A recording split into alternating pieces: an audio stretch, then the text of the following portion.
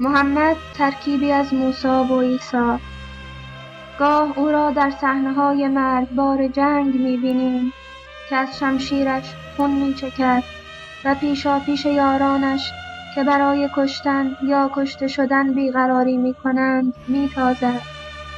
و گاه وی را می‌بینیم که وقتی هر روز در رهگذرش مردی یهودی از بام خانه‌اش خاکستر بر سرش می‌ریزد، او نرمتر از مسیح همچون بایزید روی در هم نمی‌کشد. و یک روز که از کنار خانه وی می‌گذرد و از خاکستر مرد خبری نمی‌شود، می‌پرسد رفیق ما امروز سراغ ما نیامد؟ و چون می‌شنود که بیمار شده است، به عیادتش می‌رود.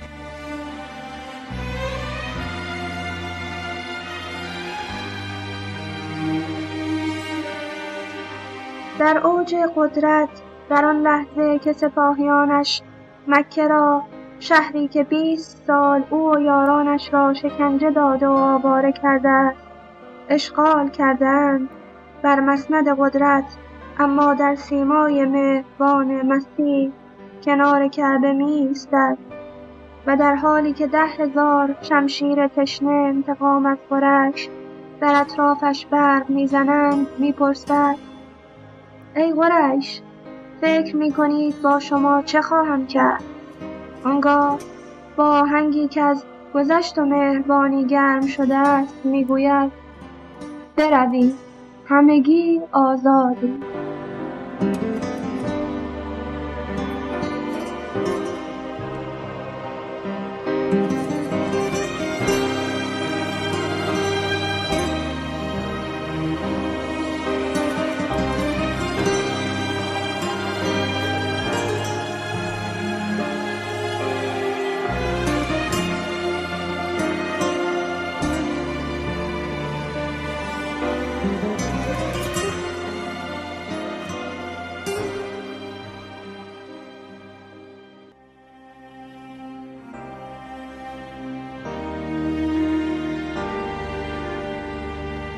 رسول اکرم صلوات الله علیه وارد مسجد مدینه شد. چشمش به 2 اجتماع افتاد که از 2 دسته تشکیل شده بود و هر دسته‌ای هم یه حلقه‌ای تشکیل داده بودند و سرگرم یه کاری بودند. یه دسته مشغول عبادت و ذکر و دسته دیگه به تعلیم و تعلم و یاد دادن و یاد گرفتن سرگرم. هر 2 دسته رو لحظاتی از نظر گذروند و از دیدن اونها بسیار خوشحال شد.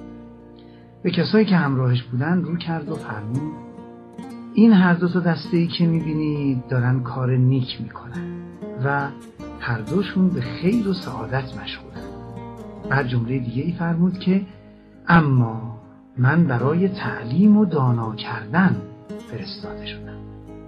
بعد خودش به طرف همون دسته که به کار تعلیم و تعلم اشتغال داشتن رفت و در حلقه اونها نشست.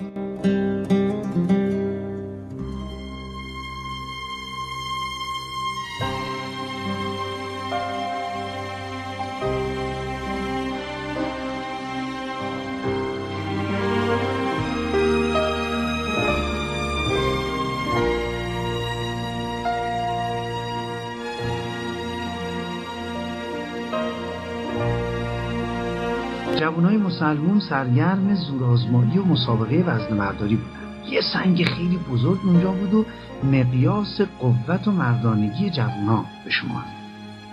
هر کسی از اونها به قدر توانایی خودش این سنگ رو حرکت میداد. در همین هنگام بود که رسول اکرم صلوات الله علیه رسید و پرسید دارید چی کار میکنید؟ جوانا گفتن داریم زورآزمایی میکنیم، میخوایم ببینیم کدوم یک از ما قوی‌تر و زورمندتره. میل دارید که من بگم چه کسی از همه قوی‌تر و نیرومندتره؟ البته چه از این بهتر که رسول خدا داور مسابقه باشه و نشون افتخار رو ایشون بده. همه سکوت کردن.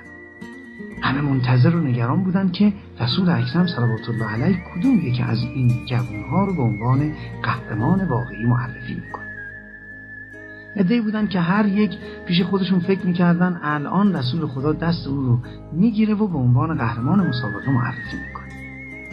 رسول اکرم فرمودن از همه قوی‌تر و نیرومندتر از بین شما اون کسیه که اگه از یه چیزی خوشش اومد و مجذوب اون شد، علاقه به اون چیز اونو از مدار حق و انسانیت خارج نکنه و به زشتی آلوده نکنه. و اگر در مورد چیزی عصبانی شد و موجی از خشم در روحش پیدا شد، تسلط بر خویشتن رو حفظ کنه. جز حقیقت نگه و کلمه دروغ یا دشنام به زبون نیاره. و اگر صاحب قدرت و نفوذ شد و مانعها از جلوش برداشته شد، زیاده از میزانی که استحقاق داره دست درازی نکنه.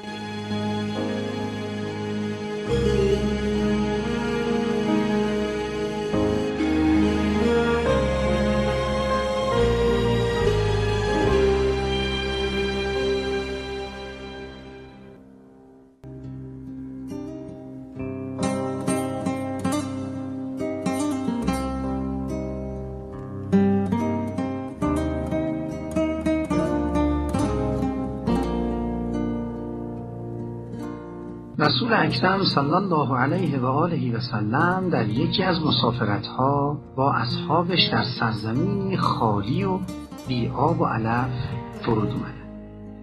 به هیزم آتیش هم احتیاج داشتن. ایشون فرمودن برید و هیزم جمع کنید. عرض کردن یا رسول الله یه نگاه بکنید این سرزمین چقدر خالیه، اصلا هیزم دیده نمیشه. ایشون فرمودن در این حال هر کس هر اندازه میتونه هیزم جمع کنه. اصحاب به دستور پیغمبر روانه صحرا شدند. با دقت به روی زمین نگاه میکردند و اگر شاخه کوچیکی میدیدند برمی‌داشتند و با خودشون می‌بردند. هر کس هر اندازه که تونست ذره ذره جمع کرد و با خودش آورد. همین که همه افراد هرچی جمع کرده بودند روی هم ریختند، مقدار زیادی هیزم جمع شد. در این وقت رسول اکرم فرمودند که گناهان کوچک هم مثل همین هیزم‌های کوچیکه. اولش به نظر نمیاد، ولی هر چیزی جوینده و تعقیب کننده ای داره.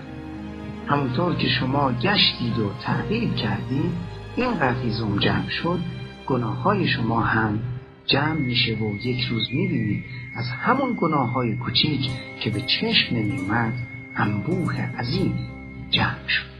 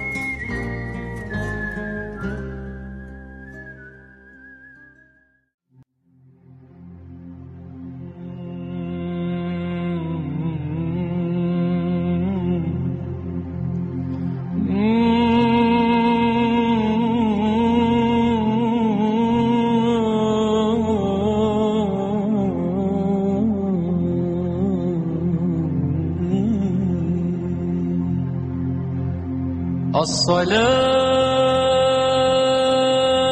والسلام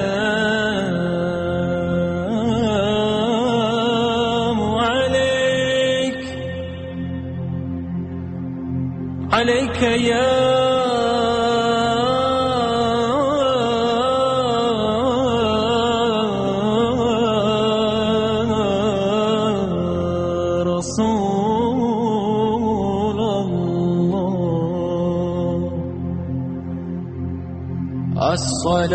الصلاة والسلام